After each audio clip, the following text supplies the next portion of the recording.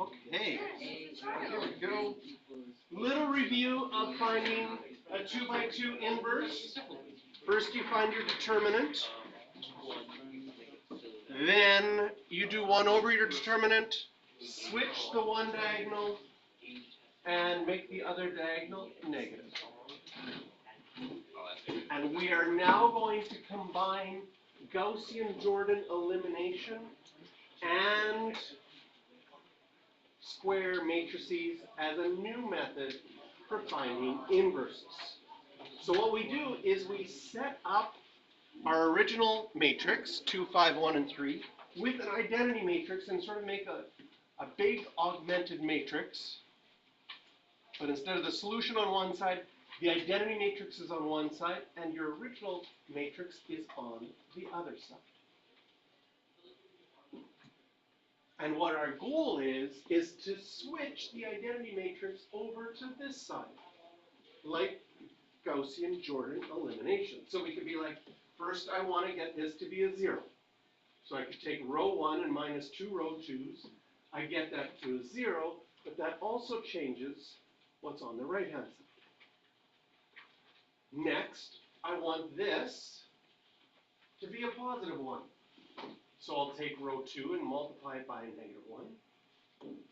And now I have 0, 1 on the bottom. Third step would be to make this 5 equal to a 0. So I could do that by taking row 1 and minusing 5 row 2's. And I would get a 0 there. And then finally, I need to change that top left-hand corner to 1. So I take row 1 divided by 2. And what's left on the right-hand side is your inverse.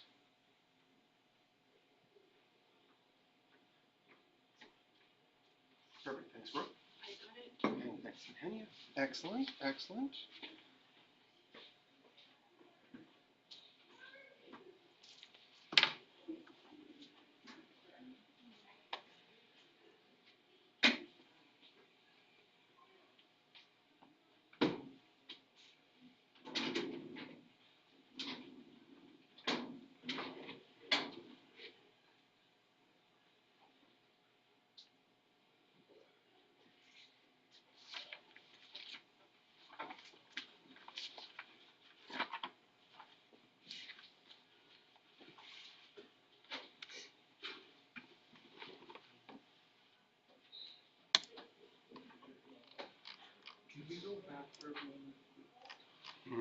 Yes.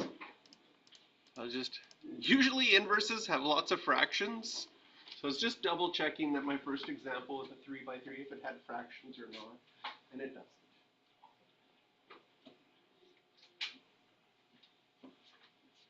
So prior to this, we knew a way to do 2 by 2's, but we didn't know a way to do 3 by 3's without a calculator.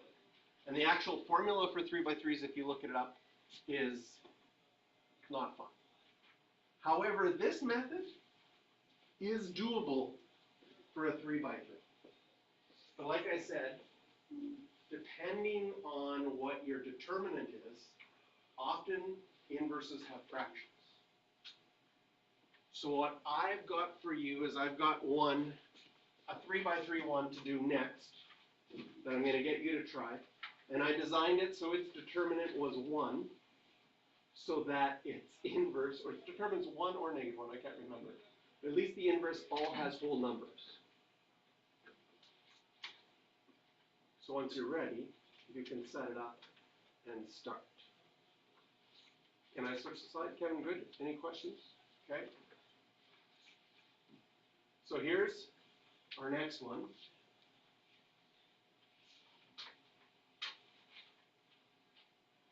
I'm just doing a quick mental math to see what the actual determinant is.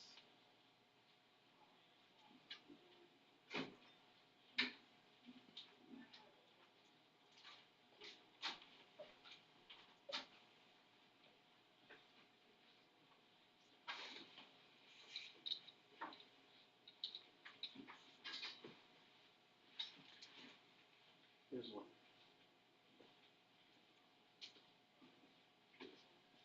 So again, the setup, we'd write the original matrix right beside an identity matrix.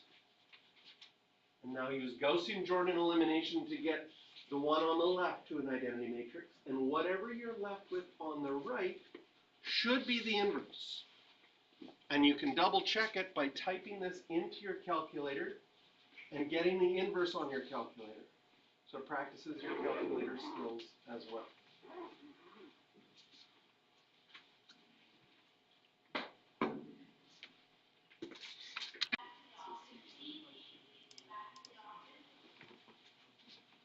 Did you remember the 7-step process? First you want to get these two zeros. Then we want to get a 0 here. Then get that to a 1. Then zeros up in here.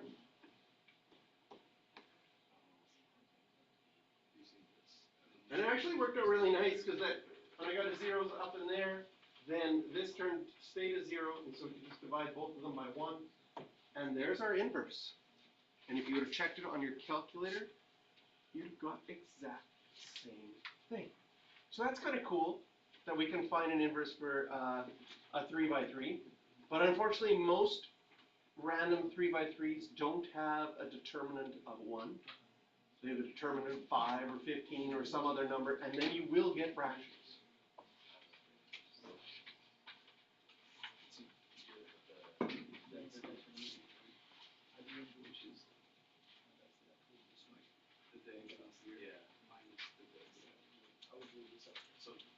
Have you started the next one? All right, try the next one. I'm going to just do a double check if we have fractions in our answer. No. I think I remember trying to make these specifically so they didn't have fractions.